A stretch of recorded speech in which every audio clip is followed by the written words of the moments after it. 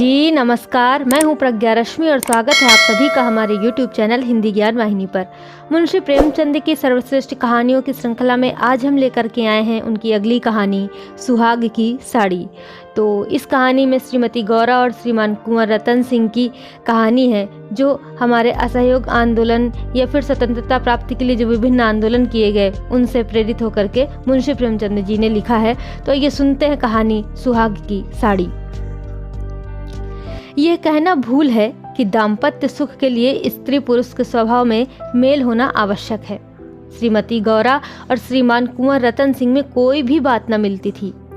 गौरा उदार थी और रतन सिंह कौड़ी कौड़ी को दांतों से पकड़ते थे। वह हंसमुख थी, रतन सिंह चिंताशील थे। वह कुल मर्यादा पर जान देती थी और रतन सिंह इसे आडंबर समझते थे। उनके सामाजिक व्यवहार और विचार में भी घोर अंतर था। यहाँ उदारता की बाजी रतन सिंह के हाथ थी। गौरा को सहभोज से आपत्ति थी, विधवा विवाह से घृणा और अछूतों के प्रश्न से विरोध। रतन सिंह इन सभी व्यवस्थाओं के अनुमोदक थे। राजनीतिक विषयों में यह विभिन्नता और भी जटिल थी। गौरा वर्तमान स्थिति को अटल अमर अपरिहार्य समझती थी, इसलिए वह नरम गरम कांग्रेस, स्वराज्य, होम रूल सभी से विरक्त थी। कहती, ये मुट्ठी भर पढ़े लिखे आदमी क्या बना लेंगे, चने कहीं भाड़ फोड़ सकते हैं। लेकिन रतन सिंह पक्के आशावादी थे। राजनीतिक सभा की पहली पंक्तियों में बैठने वाले, कर्म क्षेत्र में सबसे पहले कदम उठाने वाले, स्वदेश प्रतिधारी और बहिष्कार के पूरे अनुयायी थे। इतनी विषमताओं पर भी उनका दाम्पत्य जीवन सुखमय था। कभी कभी उनमें मतभेद अवश्य हो जाता था, पर वे समीर के वे झोंके थे जो स्थिर जल को हल्की हल्की लहरों से आभूषित कर देते हैं। वे प्रचंड झोंके नहीं जिनसे सागर विप्लव क्षेत्र बन जाता है। थोड़ी सी सदिच्छा सारी विषमताओं और मतभेदों का प्रतिकार कर देती थी। देश में विदेशी कपड़ों की होलियां जलाई जा रही थी। स्वयं सेवकों के जत्थे भिखारियों की भांति द्वारों पर खड़े हो होकर विलायती कपड़ों की भिक्षा मांगते थे, और ऐसा कदाचित ही कोई द्वार था जहां उन्हें निराश होना पड़ता हो। खद्दर और गाढ़े के दिन फिर गए थे। नयन सुख, नयन दुख, मलमल और तंजेब तनबेद हो गए थे। रतन सिंह ने आकर गौरा से कहा, लाओ अब सब विदेशी कपड़े संदूक से निकाल दो, दे दूं। गौरा ने कहा, अरे तो इसी घड़ी कोई साइत निकली जाती है, फिर कभी दे देना। रतन सिंह ने कहा, वाह, लोग द्वार पर खड़े कोलाहल मचा रहे हैं और तुम कहती हो फिर कभी दे देना। गौरा ने कहा, तो ये लो कुंजी निकाल कर दे दो, मगर ये सब है लड़कों का खेल। घर फूकने से स्वराज्य न कभी मिला है और न मिलेगा।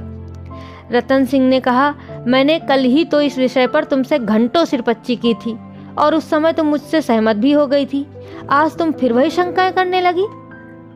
गौरा ने कहा, मैं तुम्हें अप्रसन्न हो जाने के डर से चुप हो गई थी। रतन सिंह ने कहा, अच्छा, शंकाएं फिर कर लेना, इस समय जो करना है वह करो। गौरा ने कहा, लेकिन मेरे कपड़े तो ना लोगे ना। रतन सिंह ने कहा, क्यों, सब देने पड़ेंगे। विलायत का एक सूत भी घर में रखना मेरे प्रण को भंग कर देगा। इतने में राम टहल साइस ने बाहर से पुकारा, सरकार, लोग जल्दी मचा रहे हैं, कहते हैं अभी कई मोहल्लों का चक्कर लगाना है। कोई गाढ़े का टुकड़ा हो तो मुझे भी मिल जाए। मैंने भी अपने ही कपड़े दे दिए। केसर महरी कपड़ों की एक गठरी लेकर बाहर जाती हुई दिखाई दी। रतन सिंह ने पूछा, क्या तुम भी अपने कपड़े देने जाती हो? केसर ने लजाते हुए कहा, हाँ सरकार, जब देश छोड़ रहा है तो मैं कैसे पहनूं। रतन सिंह ने गौरा की ओर आदेशपूर्ण नेत्रों से देखा और गौरा अब वह विलंब न कर सकी। लज्जा से सिर झुकाए संदूक खोलकर कपड़े निकालने लगी। एक संदूक खाली हो गया तो उसने दूसरा संदूक खोला। सबसे ऊपर एक सुंदर रेशमी सूट रखा हुआ था, जो कुंवर साहब ने किसी अंग्रेजी कारखाने में सिलवाया था। गौरा ने पूछा, क्या सूट भी निकाल दूं? रतन सिंह ने कहा, हाँ हाँ, और क्या, इसे किस दिन के लिए रखोगी? गौरा ने कहा, यदि मैं यह जानती कि इतनी जल्दी हवा बदलेगी तो कभी यह सूट न बनवाने देती। सारे रुपए खून हो गए। रतन सिंह ने इस बात का कुछ उत्तर न दिया। तब गौरा ने अपना संदूक खोला और जलन के मारे स्वदेशी विदेशी सभी कपड़े निकाल कर फेंकने लगी। वह आवेश प्रवाह में आ गई। उनमें कितनी ही बहुमूल्य फैंसी जैकेट और साड़ियां थीं, जिन्हें किसी समय पहनकर वह फूली न समाती थी। बाजी बाजी साड़ियों के लिए तो उसे रतन सिंह से बार बार तगाजे करने पड़े थे, पर इस समय सब की सब आंखों में खटक रही थी। रतन सिंह उसके भावों को ताड़ रहे थे। स्वदेशी कपड़ों का निकाला जाना उन्हें अखर रहा था, पर इस समय चुप रहने में ही कुशल समझते थे। तिस पर भी एक दो बार वाद विवाद की नौबत आ ही गई थी। एक बनारसी साड़ी के लिए तो वह झगड़ बैठे। उसे गौरा के हाथों से छीन लेना चाहा, पर गौरा ने एक न मानी और निकाल ही फेंका। सहसा संदूक में से एक केसरिया रंग की तंजेब की साड़ी निकल आई, जिस पर पक्के आंचल और पल्ले टके हुए थे। गौरा ने उसे जल्दी से लेकर अपनी गोद में छिपा लिया। रतन सिंह ने पूछा, ये कैसी साड़ी है? गौरा ने कहा, कुछ नहीं, तंजेब की साड़ी है, आंचल पक्का है। रतन सिंह ने कहा, तंजेब की है तब तो जरूर ही विलायती होगी, उसे क्यों अलग रख लिया? क्या वह बनारसी साड़ियों से अच्छी है? गौरा ने कहा, अच्छी तो नहीं है, पर मैं इसे न दूंगी।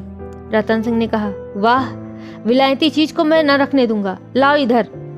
गौरा ने कहा, नहीं, मेरी खातिर इसे रहने दो।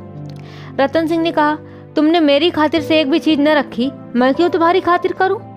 गौरा ने कहा, मैं पैरों पड़ती हूँ, जिद न करो।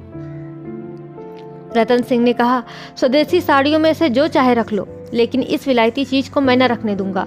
इसी कपड़े की बदौलत हम गुलाम बने, यह गुलामी का दाग मैं अब नहीं रख सकता, लाओ इधर। गौरा ने कहा, मैं इसे न दूंगी, एक बार नहीं 1000 बार कहती हूँ कि ना दूंगी मतलब ना दूंगी। रतन सिंह ने कहा, मैं इसे लेकर छोड़ूंगा, इस गुलामी के पटके को, इस दासत्व के बंधन को किसी तरह न रखूंगा।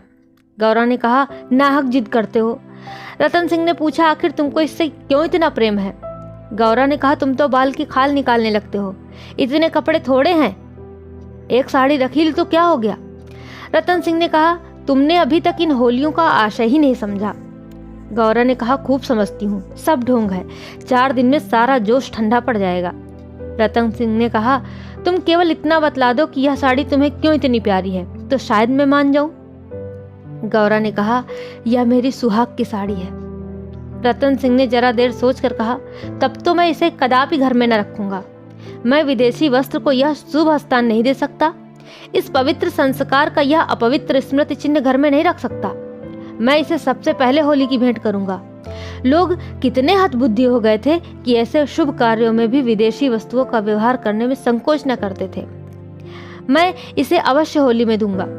गौरा ने कहा, कैसा आसगुन मुंह से निकालते हो? रतन ने कहा, ऐसी सुहाग की साड़ी का घर में रखना ही अशकुन, अमंगल, अनिष्ट और अनर्थ है। गौरा ने कहा, यूं चाहे जबरदस्ती छीन ले जाओ, पर खुशी से तो ना दूंगी। रतन सिंह ने कहा, तो फिर मैं जबरदस्ती ही करूंगा, क्या करूं, मजबूरी है।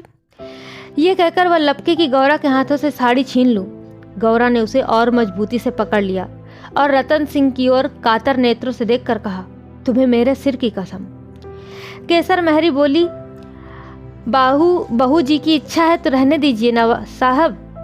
रतन सिंह के बढ़े हुए हाथ रुक गए, मुख मलिन हो गया, उदास होकर बोले, मुझे अब अपना व्रत तोड़ना पड़ेगा, प्रतिज्ञा पत्र पर झूठे हस्ताक्षर करने पड़ेंगे। खैर यही सही।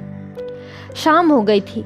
द्वार पर स्वयं सेवक गण शोर मचा रहे थे। कुंवर साहब जल्दी आइए, श्रीमती जी से भी कह दीजिए हमारी प्रार्थना स्वीकार करें, बहुत देर हो रही है। उधर रतन सिंह असमंजस में पड़े हुए थे कि प्रतिज्ञा पत्र पर कैसे हस्ताक्षर करूं।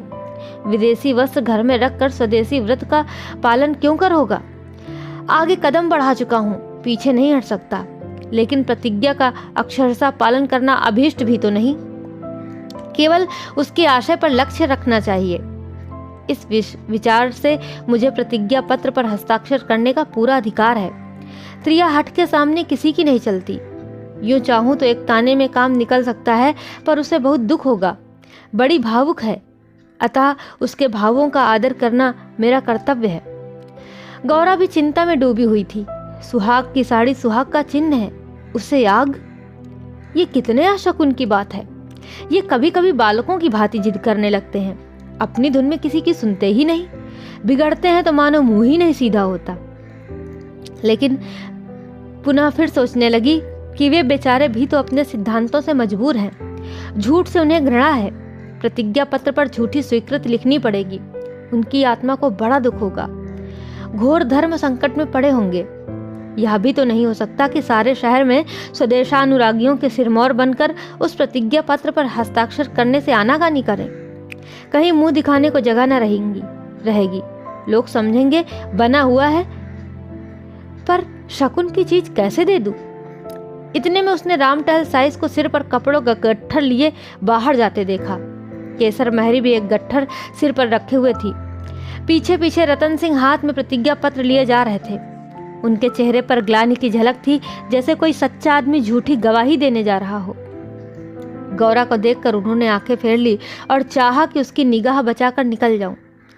गौरा को ऐसा जान पड़ा कि उनकी आंखें डबडबाई हुई हैं। वह राह रोक कर बोली, जरा सुनते जाओ। रतन सिंह ने कहा, जाने दो, अब दिक मत करो, लोग बाहर खड़े हैं। उन्होंने चाहा कि पत्र को छिपा लूं, पर गौरा ने उसे उनके हाथ से छीन लिया और उसे गौर से पढ़ा और एक क्षण चिंतामग्न रहने के बाद बोली, वह साड़ी भी लेते जाओ। रतन सिंह ने कहा, रहने दो, अब तो मैंने झूठ लिख ही दिया। गौरा ने कहा, मैं क्या जानती थी कि तुम ऐसी कड़ी प्रतिज्ञा कर रहे हो। रतन सिंह ने कहा, यह तो मैं तुमसे पहले ही कह चुका था। गौरा ने कहा, तब तो फिर यह मेरी भूल थी, क्षमा कर दो और इसे लेते जाओ। रतन सिंह ने कहा, जब तुम इसे देना अशकुन समझती हो तो रहने दो, तुम्हारी खातिर थोड़ा सा झूठ बोलने में मुझे कोई आपत्ति नहीं है। गौरा ने कहा, नहीं, लेते जाओ, अमंगल के भय से मैं तुम्हारी आत्मा का हनन नहीं करना चाहती। यह कहकर उसने अपनी सुहाग की साड़ी उठाकर पति के हाथों में रख दी। रतन ने देखा, गौरा के चेहरे पर एक रंग आता है, एक रंग जाता है, जैसे कोई रोगी अंतरस्थ विषम वेदना को दबाने की चेष्टा कर रहा हो। उन्हें अपनी अहृदयता पर लज्जा आई। हाँ, केवल अपने सिद्धांत की रक्षा के लिए, अपनी आत्मा के सम्मान के लिए मैं इस देवी के भावों का वध कर रहा हूँ। यह अत्याचार है। साड़ी गौरा को देकर बोले, तुम इसे रख लो, मैं प्रतिज्ञा पत्र को फाड़े डालता हूँ। गौरा ने दृढ़ता से कहा कि तुम न लेके जाओगे तो मैं खुद जाकर दे आऊंगी। अब रतन सिंह विवश हो गए, साड़ी ली और बाहर चले आए। उसी दिन से गौरा के हृदय पर एक बोझ सा रहने लगा। वह दिल बहलाने के लिए नाना प्रकार के उपाय करती, जलसों में भाग लेती, सैर करने जाती, मनोरंजक पुस्तकें पढ़ती, यहाँ तक कि कई बार नियम के विरुद्ध थिएटरों में भी गई। किसी प्रकार अमंगल कल्पना को शांत करना चाहती थी, पर यह आशंका एक मेघमंडल की भांति उसके हृदय पर छाई रहती थी। जब एक पूरा महीना गुजर गया और उसकी मानसिक वेदना दिनों दिन बढ़ती ही गई, तो कुंवर साहब ने उसे कुछ दिनों के लिए अपने इलाके पर ले जाने का निश्चय किया। उसका मन उन्हें उनके आदर्श प्रेम का नित्य तिरस्कार किया करता था। वह अक्सर देहातों में प्रचार का काम करने जाया करते थे, पर अब अपने गांवों से बाहर न जाते, या जाते तो संध्या तक जरूर लौट आते। उनकी एक दिन की देर उनका साधारण सिरदर्द और जुकाम उसे अव्यवस्थित कर देते थे। वह बहुधा बुरे स्वप्न देखा करती। किसी अनिष्ट के काल्पनिक अस्तित्व की छाया उसे अपने चारों ओर मंडराती हुई प्रतीत होती थी। वह तो देहात में पड़ी हुई आशंकाओं की कठपुतली बनी हुई थी। इधर उसकी सुहाग की साड़ी स्वदेश प्रेम की वेदी पर भस्म होकर रिद्धि प्रदायिनी भभूत बनी हुई थी। दूसरे महीने के अंत में रतन सिंह उसे लेकर लौट आए। गौरा को वापस आए 3-4 दिन हो चुके थे, पर असबाब के संभालने और नियत स्थान पर रखने में वह इतनी व्यस्त रही कि घर से बाहर न निकल सकी थी। कारण यह था कि केसर महरी उसके जाने के दूसरे ही दिन छोड़कर चली गई थी और अभी तक उतनी चतुर दूसरी महरी भी न मिली थी। कुंवर साहब का साइस राम टहल भी छोड़ गया था। बेचारे कोचवान को साइस का भी काम करना पड़ता था। एक दिन संध्या का समय था। गौरा बरामदे में बैठी आकाश की ओर एकटक होकर ताक रही थी। चिंताग्रस्त प्राणियों का एकमात्र यही अवलंब भी है। सहसा रतन सिंह ने आकर कहा, चलो आज तुम्हें स्वदेशी बाजार की सैर करा लावे। यह मेरा ही प्रस्ताव था, पर 4 दिन यहाँ आए हो गए, उधर जाने का अवकाश ही न मिला। गौरा ने कहा, मेरा तो जाने को जी नहीं चाहता, यहीं बैठकर कुछ बातें करो। रतन सिंह ने कहा, नहीं, चलो देख आवें, 1 घंटे में लौट आवेंगे। अंत में गौरा राजी हो गई। इधर महीनों से वह बाहर भी न निकली थी। आज उसे चारों तरफ एक विचित्र शोभा दिखाई दी। बाजार कभी इतनी रौनक पर न था। वह स्वदेशी बाजार में पहुंची तो जुलाहों और कोरियों को अपनी अपनी दुकानें सजाए बैठे देखा। सहसा एक वृद्ध कोरी ने आकर रतन सिंह को सलाम किया। रतन सिंह चौंक कर बोले, राम टहल, तुम अब कहाँ हो? राम टहल का चेहरा श्री संपन्न था। उसके अंग अंग से आत्मसम्मान की आभा झलक रही थी। आंखों में गौरव ज्योति थी। रतन सिंह को कभी अनुमान न हुआ था कि अस्तबल साफ करने वाला बुढ़ा राम टहल इतना सौम्य, इतना भद्र पुरुष है। वह बोला, सरकार अब तो अपना कारोबार करता हूँ। जब से आपकी गुलामी छोड़ी तब से अपने काम में लग गया। आप लोगों की निगाह हम गरीबों पर हो गई, हमारा भी गुजर हो रहा है सरकार। नहीं तो आप जानते हैं कि किस हालत में पड़ा हुआ था। जात का कोरी हूँ पर पापी पेट के लिए चमार बन गया था। रतन सिंह ने कहा, तो भाई अब मुंह तो मीठा कराओ। यह बाजार लगाने की मेरी ही सलाह थी, बिक्री तो अच्छी होती है ना। राम टहल ने कहा, हाँ सरकार, आजकल खूब बिक्री हो रही है, माल हाथों हाथ उड़ जाता है। यहाँ बैठते हुए 1 महीना हो गया है, पर आपकी कृपा से लोगों के 4 पैसे थे वे बेबाक हो गए। भगवान की दया से रूखा सूखा भोजन भी दोनों समय मिल जाता है, और क्या चाहिए। मालकिन की सुहाग की साड़ी का होली में आना कहिए और बाजार का चमकना कहिए। लोगों ने कहा, जब इतने बड़े आदमी होकर ऐसे शगुन की चीज की परवाह नहीं करते तो फिर हम विदेशी कपड़े क्यों रखें। जिस दिन होली जली है उसके 2-3 दिन पहले ही सरकार इलाके पर चले गए थे। उसके पहले भी सरकार कई दिनों तक घर से बहुत कम निकलते थे। मैं तो यही कहूँगा कि यह सारी माया उसी सुहाग की साड़ी की है। इतने में एक अधेड़ स्त्री गौरा के सामने आकर बोली, बहू जी, मुझे भूल तो नहीं गई। गौरा ने सिर उठाया तो सामने केसर महरी खड़ी थी। वह सुंदर साड़ी पहने हुए थी, हाथ पांव में मामूली गहने भी थे, चेहरा खिला हुआ था। स्वाधीन जीवन का गौरव एक एक भाव से प्रस्फुटित हो रहा था। गौरा ने कहा, इतनी जल्दी भूल जाऊंगी? अब कहाँ हो? हमें लौटने में भी ना दिया, बीच में ही उड़ भागी। केसर महरी ने कहा, क्या करूं सरकार, अपना काम चलते देखकर सब्र न हो सका। जब तक रोजगार न चलता था तब तक लाचारी थी। पेट के लिए सेवा टहल कर्म कुकर्म सभी करना पड़ता था। अब आप लोगों की दया से हमारे भी दिन लौटे हैं। अब दूसरा काम नहीं किया जाता। अगर बाजार का यही रंग रहा तो अपनी कमाई खाए न चुकेगी। ये सब आपकी साड़ी की महिमा है मालकिन। उसकी बदौलत हम गरीबों के कितने ही घर फंस गए। 1 महीना पहले इन दुकान वालों में से किसी को रोटियों का ठिकाना न था। कोई साइसी करता था, कोई तासे बजाता था, यहाँ तक कि कई आदमी मेहतर का काम करते थे, कितने ही तो भीख मांगते थे। अब सब अपने धंधे में लग गए हैं। सच पूछो तो तुम्हारी सुहाग की साड़ी ने हमें सुहागिन बना दिया, नहीं तो हम सुहागिन होते हुए भी विधवाएं थी। सच कहती हूँ, सैकड़ों जवानों से नित्य यही दुआ निकलती है कि आपका सुहाग अमर हो, जिसने हमारी जैसी तुच्छ जात को सुहाग दान दिया।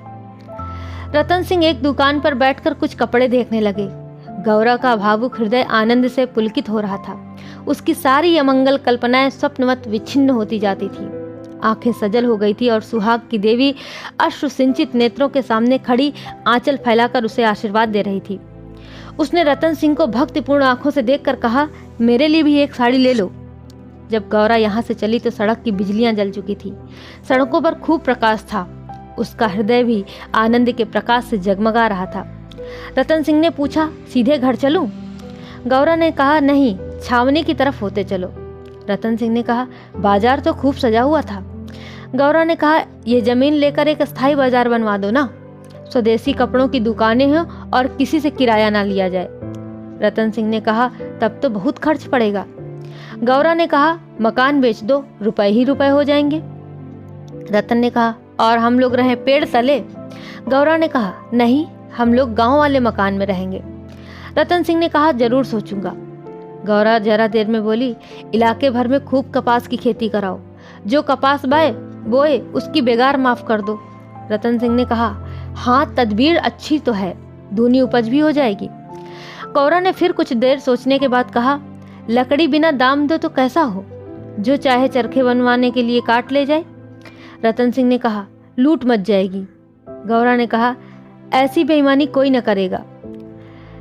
जब उसने गाड़ी से उतरकर घर में कदम रखा तो चित्त शुभ कल्पनाओं से प्रफुल्लित हो रहा था, मानो कोई बछड़ा खूंटे से छूटकर किलोले कर रहा हो, और उसका मन बहुत शांत था।